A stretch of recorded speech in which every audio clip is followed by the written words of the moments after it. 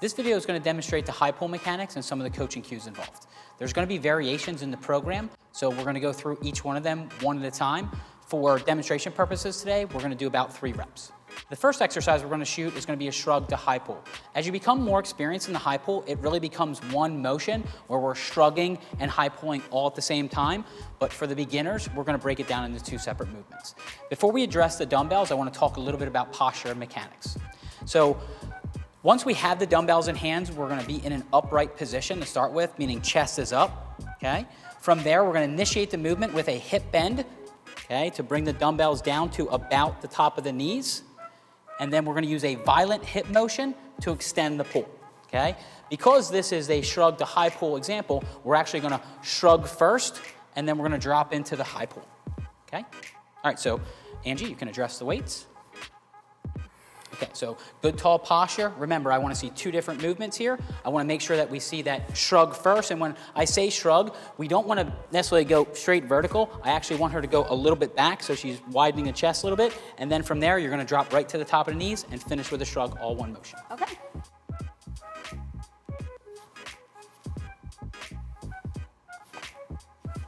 Excellent. That's 2. Last one. Very good. Our next high pull variation is going to be using the barbell. Because we're using the barbell, it's a little bit more technical in how we address the bar. When I say address the bar, that's really how we're picking it up. So what I want from Angie is she's going to initiate the movement with a bend of the hips. Okay, so hips are going to go back first. So similar to your deadlift, when you get the hips and they can't bend anymore, we're going to bend the knees and continue going down. The grip, I want her thumbs basically starting at the side, so that'll create a good hand motion. So as we're going down there, we can literally hips back, slide all the way down. Once you get the bar from here, we're gonna bring it all the way up, and that will actually be our starting and finishing position, okay? So we can go ahead and address the bar. So hips back, yep, bend the knees when you need to. Good, grip looks good. And you may notice that she's using a hook grip position on the barbell. There are different grip variations, and either one or any of those variations are okay. Okay, so from here, we want to make sure that we are doing the shrug first before we finish the high pull, so they're 2 separate movements again. So to use that violent hip mechanics, we're actually going to drop to the top of the knees. She's going to start with a shrug movement, then she's going to return and go right into a high pull. Okay, so we'll do about 3 reps. Good, good shrug. Excellent, and I want you to notice that her head is remaining looking straight. She's not throwing her head violently back. Excellent, so you can set it back down the same way you picked it up. The dumbbell high pull is our next variation.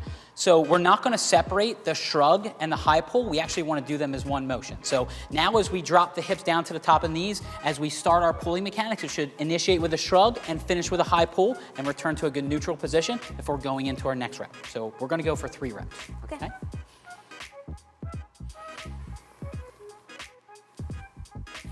Excellent, good, nice tall posture. She's finishing with a great head position and good violent hip mechanics. That's what we're looking for in the high pull.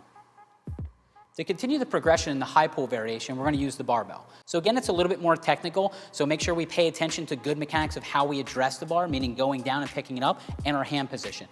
Again, this time we want to make sure that we're doing the shrug and the high pull all as one movement and good violent hips to get it moving, okay? Good starting mechanics, excellent.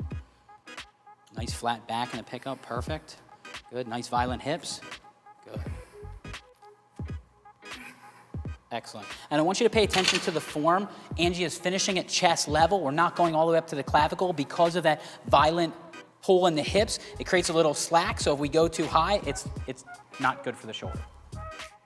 The final progression in the high pull variation is going to be a pause above the knees. In the previous examples, we were using momentum, which really allows the pull. This is going to really show if you have good form or not. So all I want is, once we address the bar and pick it up, I just want a 1-second pause above the knees, and then we're going to have to use even more violence in the hips to really get that bar up where we want. Okay? So 3 reps. Excellent. So just a pause. Good. Should we come to a complete stop? Excellent. Good. And even more violence with the hips because of that pause. Great. Damn.